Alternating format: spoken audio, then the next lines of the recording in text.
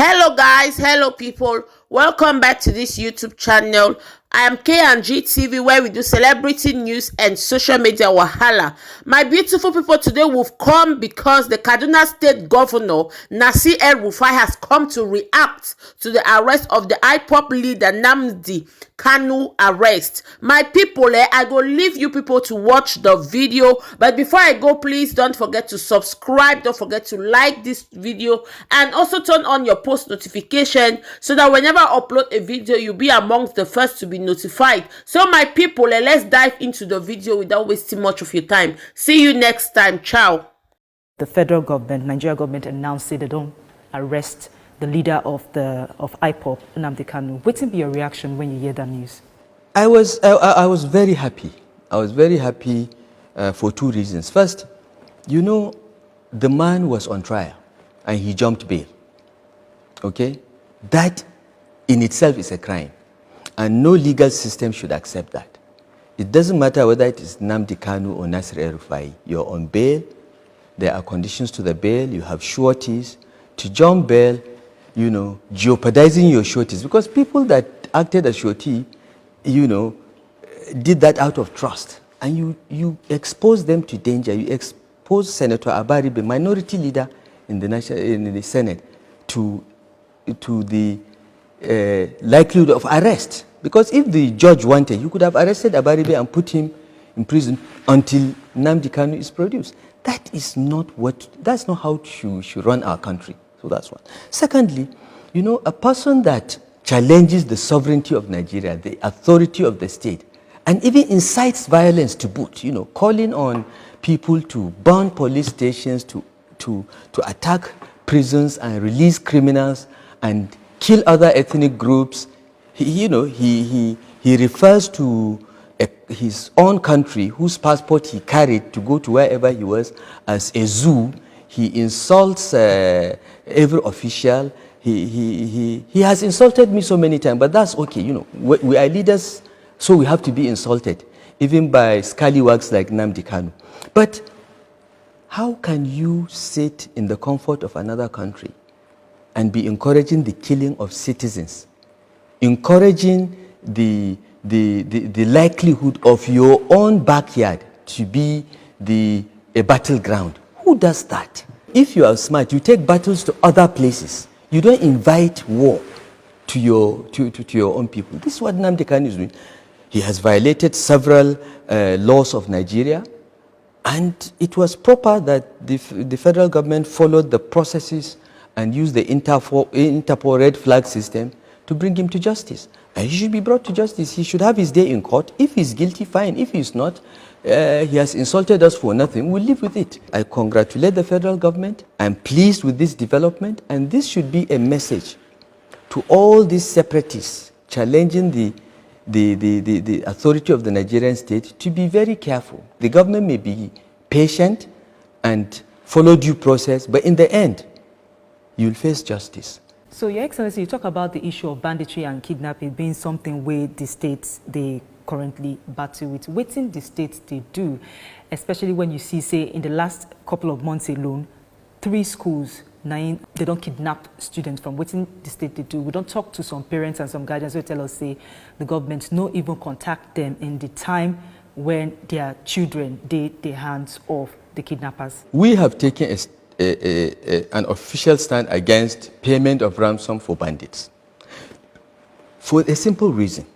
If the bandits know that the government will pay ransom, it will only make them kidnap more students. The issue of kidnapping students, particularly girls, is a very sensitive issue and can be escalated to global levels. And these bandits know that. So if you as a state government pay, you're only encouraging them to do more of it. And we have so many schools, some in rural areas, that you can never adequately protect. And these bandits come in motorcycles, they come in 200s with AK-47.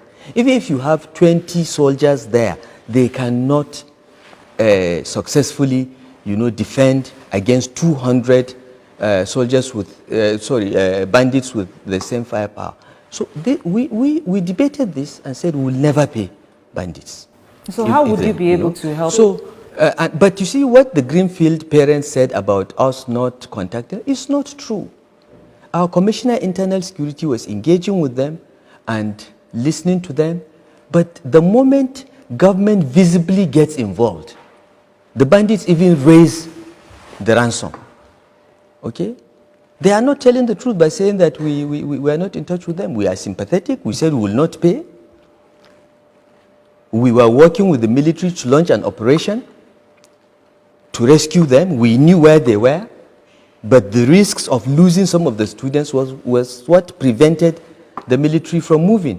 When they killed 5 of the students in cold blood, I insisted that they must move because I was afraid that they will kill the rest. I mean, those that can take 5 young people that have done nothing and shoot them at the back, we should go and attack them. If we lose 1 or 2 more of the students, it may be well worth it, but let's kill them all. We must kill all the bandits. We must go to the forests and carpet bomb and kill everyone there. This has been our position for the past 2 years. I'm happy to say that this is being done, okay? Not in the coordinated manner that I wanted, because I wanted this to happen at the same time in all 7 states of the Northwest. Unfortunately, we don't have enough planes, we don't have enough soldiers, we don't have enough to do this simultaneously. So it's being done gradually, but there has been a lot of degradation of the bandits. I assure you, Helen, we are killing them, we are wiping out their camps, and the military and the Air Force particularly, and the Nigerian Army with special forces have been doing a great job. Many people don't know how many attempted kidnaps we have foiled. Many people don't know because we don't talk about it. They only know the ones that have succeeded. So we'll talk about the NLC protest that happened for Kaduna about a month ago, and the protests say your government sacked thousands of civil servants. What thing they happen with that issue First now? of all, the NLC is engaging in falsehood. We never sacked, as I told you, we have not sacked anyone now on this round.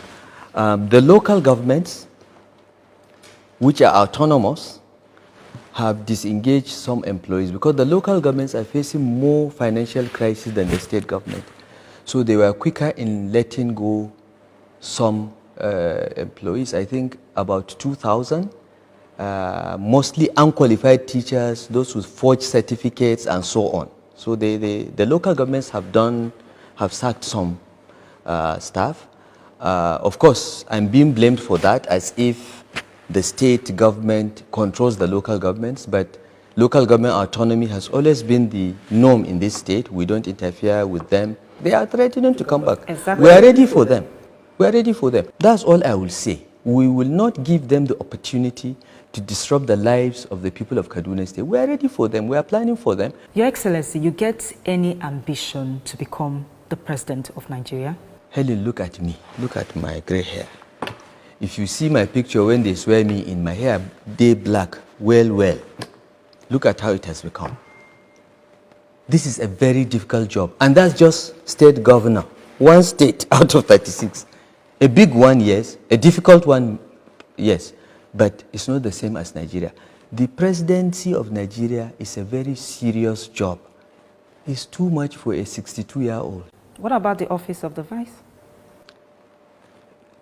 I have not thought about it at all. I have said this over and over. I believe that in the system we have, the political system we have, after 8 years of President Buhari, the presidency should go to the south. You people say you did blunt. I won't ask about your style of leadership. Some people will say you too did tough, you too did blunt. In fact, the NLC protesters call you El-Rafai. Do you think that you're being judged unfairly? People think I'm arrogant, I don't listen to advice and so on. But these are people that have never interacted with me, have never worked with me, okay? If you ask those that work with me day to day, for all my public service career, from BPE to FCT to Kaduna, they will tell you that that's not the person I am. There are people that say, oh, you know, I'm a Hausa Fulani irredentist, I am a jihadist and all that. Jihadist when? Where? I'm not even an active member of any Islamic organization. I'm a Muslim, a devout one, but I believe that religion is private. Even here in this office, when it is time for prayers, I just leave, I just take excuse as if I'm going to the bathroom. I go and pray. I don't ask anyone to come and pray with me because we all go to our graves separately. Okay? And look around me and see, am I surrounded only by Muslims? This government is the only state government in this country that has at least people from 13 other states of the Federation in our cabinet. Muyiwa is not from Kaduna State. He's my special advisor media. Okay? So look around me, look at the people I work with, look at my friends, look at my closest friends. One of the most influential people in my life and one of my closest political associates is Pastor Tunde Bakare. It was Pastor Tunde Bakare that actually introduced me to Buhari and CPC. I didn't join the CPC because Buhari lives in Kaduna or he's a northerner. It was Pastor Bakare's nomination as his running mate in 2011 that took me to CPC. So if I am a jihadist, Islamic jihadist, why would Pastor Tunde Bakare be speaking to me? I've been suffering this presidential ambition suspicion since 2006. I have suffered it for 15 years today, Helen. And I'm sick and tired of it. There are people that are out to paint me in a particular picture so that I'll be out of the presidential race. They don't know that they are engaged in a futile task because I'm not in any race.